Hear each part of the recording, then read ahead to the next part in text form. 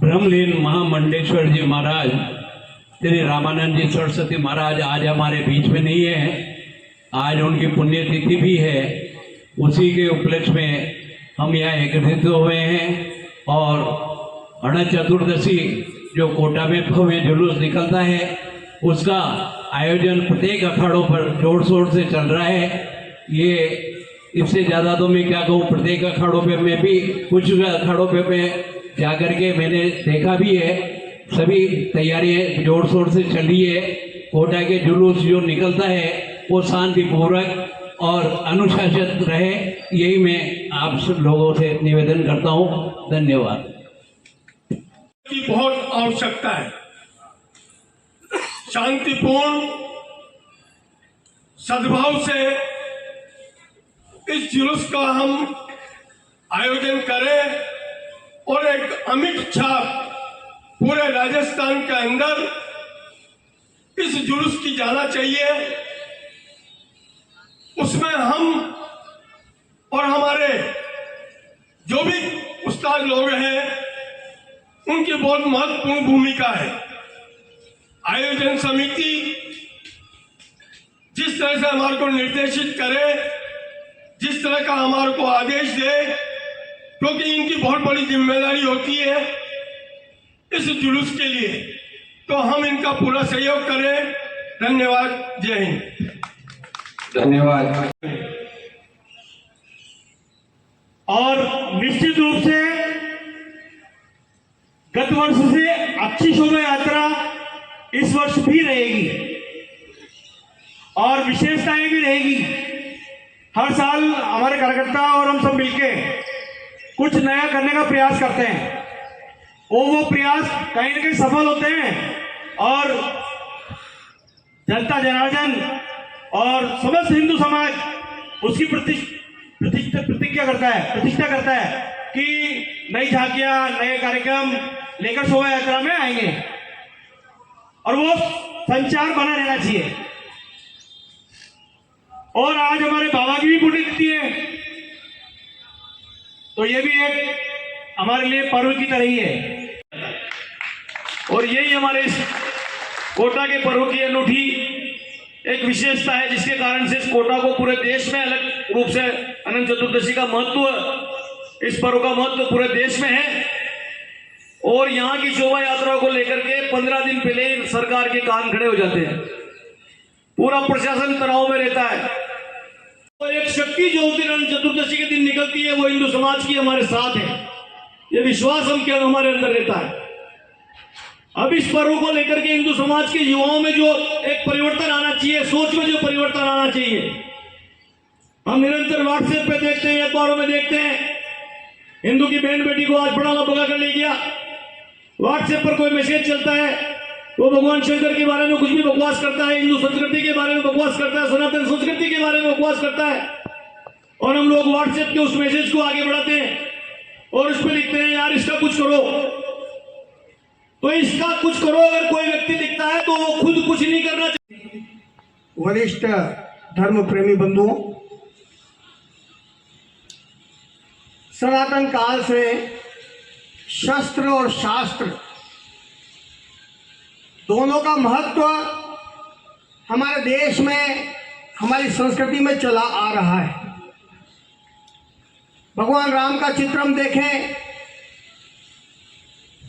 धनुष उनके हाथ में मिलेगा, सुदर्शन चक्र से हम भलीभांति परिचित हैं।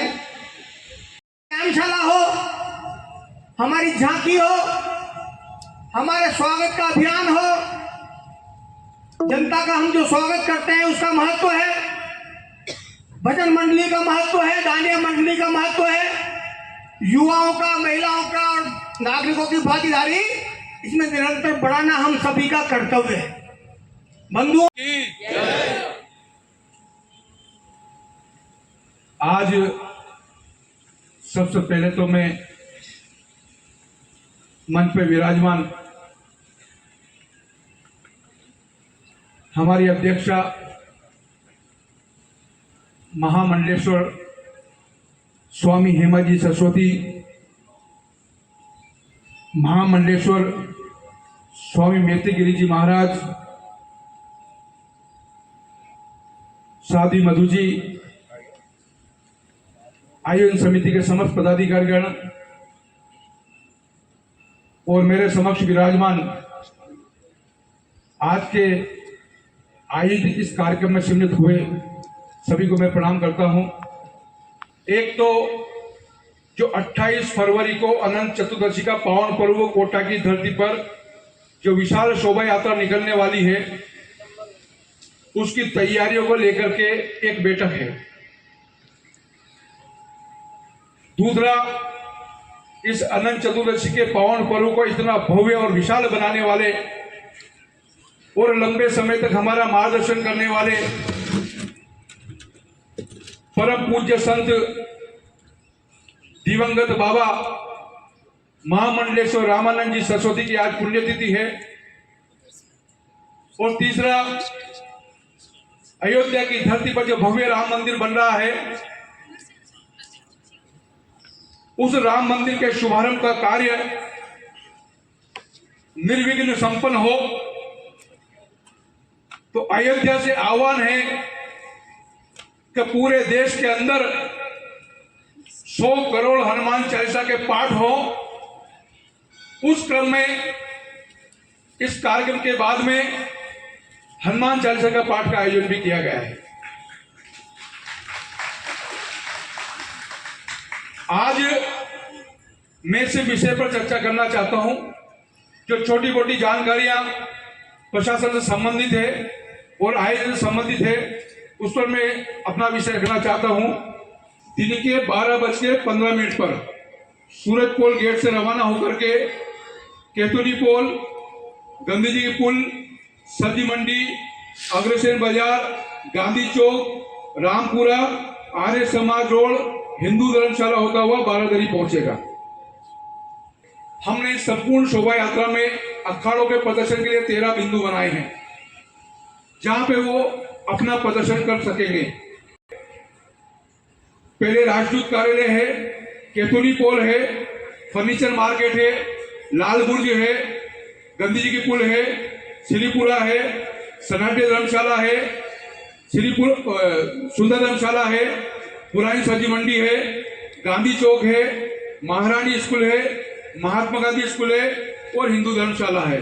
तो सभी को अवसर मिल पाए, सभी को जुलूस का आनंद मिल पाए, इसलिए 12 मिनट का समय हमने एवरेज निर्धारित किया है। तो हमने जो अखाड़ों के लाइसेंस का विषय है, पुलिस प्रशासन से चर्चा की है। एसपी साहब का आश्वासन था और एसपी साहब ने खुद ने कहा है कि आप अपनी बैठक निपटा लो, कल परसों में जो भी आप डेट तय करो। अपने कार्यक्रम आयोजित करते हैं, सारे अखाड़ों के उस्तादों को बुला करके मैं अपने हाथों से उनको लाइसेंस देना चाहता हूँ। तो एक साथ 41 जो व्यायामशाला है, एक साथ एक ही जगह पर सबको लाइसेंस वितरित किए जाएंगे। किसी प्रकार की किसको परेशान होने की आवश्यकता नहीं होगी।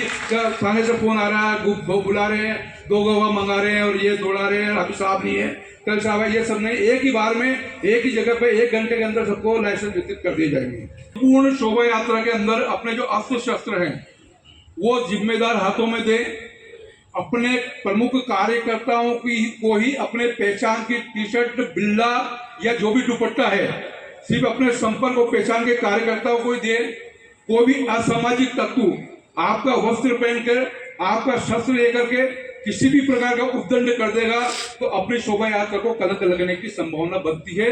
ये हमारी जिम्मेदारी है कि हमारा अस्त्र शस्त्र किन हाथों में जा रहा है। हमने इस शोभा यात्रा की समयबद्धता और कुछ आपत्तिजनक जो प्रदर्शन है जिससे रिस्क हो सकती है, किसी के जनमानस को हानि हो सकती है, उन पर कुछ बिंदुओं पर हमने प्रतिबंध का आग्रह सबसे किया था। वो चीजें प्रतिबंध रहेंगी।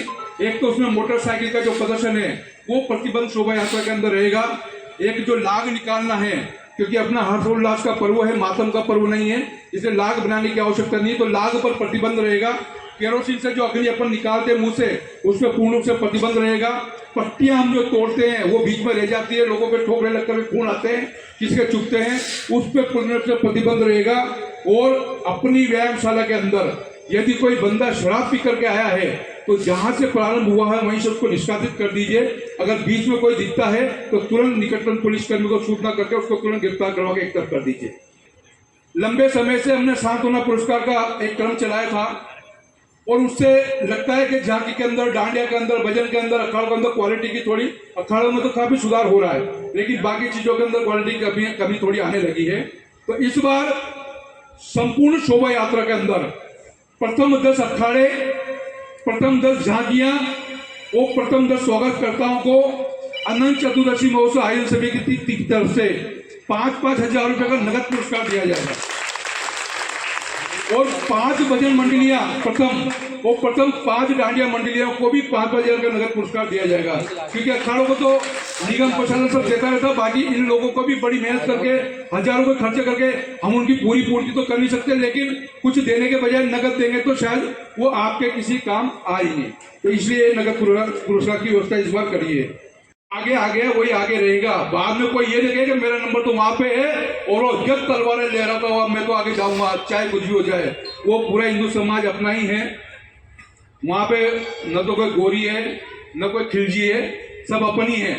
किसी को तलवार दिखाने की आवश्यकता है, हमको स्वयं को यदि समय पर हम नहीं पहुंचे तो उसका दंड हमको स्वयं को भुगतना है और जहां हमें क्रम मिलेगा वहीं पर हमको लगना है।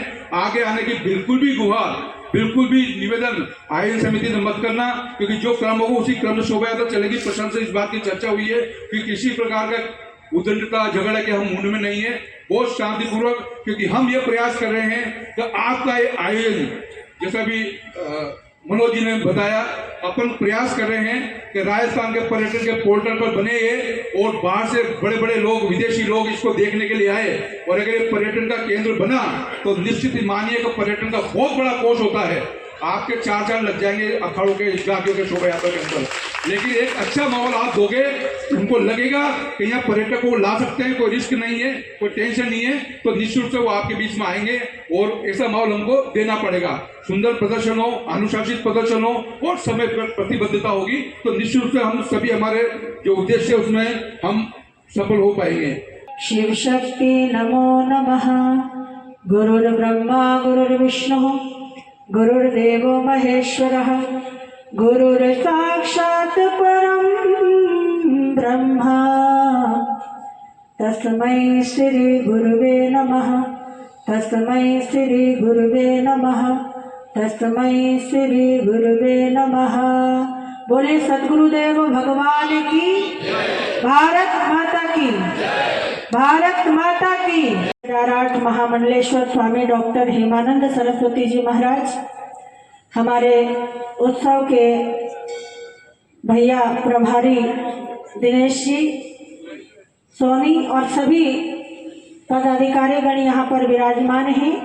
आप सभी जो सामने परमपिता परमात्मा के असीम कृपा से सभी यहाँ पर विराजमान हैं, हमारे अखाड़ों के सभी गुरुजन हैं, गुरु माताएं हैं। मैं देख रही हूँ कि यहाँ मातृशक्ति भी है, बहुत प्रसन्नता हो रही है।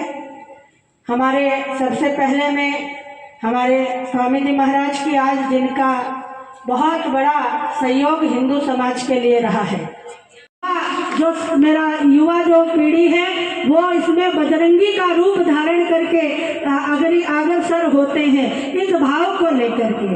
तो इसलिए हमारे महापुरुषों ने कहा है और कहते रहेंगे कि मिट गए मिस्र और रोम यूनान, बात कुछ ऐसी है कि हस्ती मिटती नहीं हमारी। वो कौन सी बात है? वो यही बात है कि भगवान गणपति हमारे सबसे पहले पूज्य देवता हैं और उनके उत्सव में हम लोग अपनी संस्कृति को, अपनी ताकत को लेकर के चलते हैं और वही ये है कि हमारी हस्ती मिट नहीं सकती। तो ये बहुत बड़ा, बहुत सुंदर मुझको लगा है। आप सभी लोगों को आगामी कार्यक्रम के लिए बहुत बहुत शुभकामनाएं, बहुत बहुत बधाई। मैं इतना ही कहकर अपनी वाणी को विराम देती हूँ। भारत माता की, भारत माता की, भारत माता की। कमाल हो गया। अरे भैया दोनों मुट्ठियां उठा करके क्यों सो रहे हो? भारत माता की। आइए हिंदू बाद में हैं, हम ब्राह्मण बाद में हैं, हम सोनी बाद में हैं, हम कुछ और बाद में हैं, हम सबसे पहले सनातनी हैं। ये बात आप मानते हैं कि नहीं? दोनों हाथ खड़ा करके बताइए।